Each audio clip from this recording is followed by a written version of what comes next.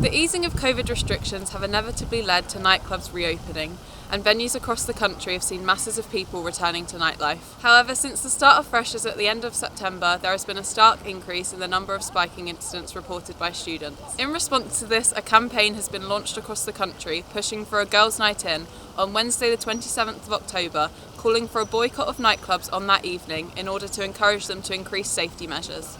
Following a number of spiking incidents being anecdotally reported to the Students' Union here at Loughborough, LSU have released a statement laying out the steps they are taking to reduce the risk for all.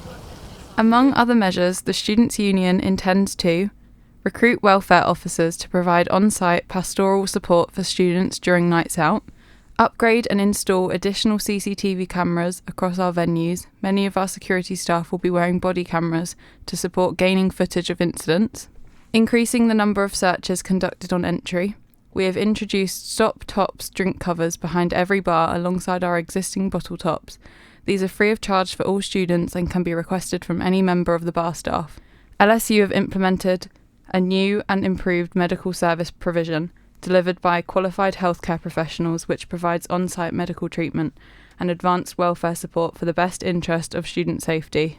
Following the Girls' Night In campaign being formed, the new Vice-Chancellor of Loughborough University, Professor Nick Jennings, sent an email to all students. We want to be clear to all of our male students, the responsibility for ending violence against women is yours. We have already seen further incidents at the start of term. We will continue to tackle these incidents, but we need to do more to stop male violence against women in our community. We may only see a small proportion of incidents, and by the time an incident has occurred, the trauma has already taken place, and this can have a lasting and significant impact on victims. He added that all freshers are guided through a welcome module which includes training on consent and sexual violence. This is part of the Personal Best app, and we encourage all male students to complete this. We spoke to Richard Taylor, Chief Operating Officer for the university, to see what they are doing to help stop these incidents. Sexual violence is a problem in society and here on campus, and drink spiking and spiking is in the news as well. We are working with our partners, with the police, with the Students' Union, in order to support our students and make sure that they're safe. So I think the Vice-Chancellor has made it really clear in his introductory comments to the university that equality, diversity and inclusion is one of his priorities. And clearly that, combined with our commitment to our students here having a fantastic experience, means that when we receive reports such as these, an issue like this is high on our agenda. Let me make it clear that any student who is caught involved in spiking will have their studies terminated. I say to male students more broadly, please call out misogynistic behaviour amongst your cohort when you see it. I think that's what good men can do to support women. I say to our victims of sexual violence, whether they be men or women, please report it to the university. That way we can give you the support that you deserve and need. It also allows us to investigate and see if we can identify perpetrators and deal with those perpetrators.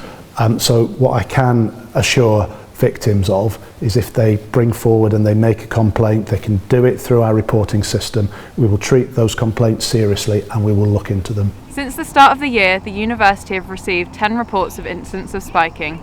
Of those, 3 are being actively investigated, but the unreported number may be higher. The University and Students' Union have been working with the Loughborough Feminist Society, the Consent and Sexual Health Association and the Loughborough Students' Women's Network, amongst others, to address the issue of spiking and sexual assault here at Loughborough. It has always existed. The issue of spiking has always been there, and people are just talking about it now. And after COVID, it's just that people are more aware of things, and we're constantly talking about what's going on in the world, more socially aware. And I guess that's possibly why this is, come out this big. But there is a lot more work that needs to be done, and these things are of utmost important. And I feel like students have just become very conscious of going out, and they do not feel safe. And we are also trying to work on the lack of inclusivity here, because this is not just a women's issue anymore. It's become way more than that. But while the people with power to change things say they are keen to tackle this issue, concern persists among women on campus about whether that will be enough to keep them safe at the university charged with protecting them. Rachel Purpose, LSUTV.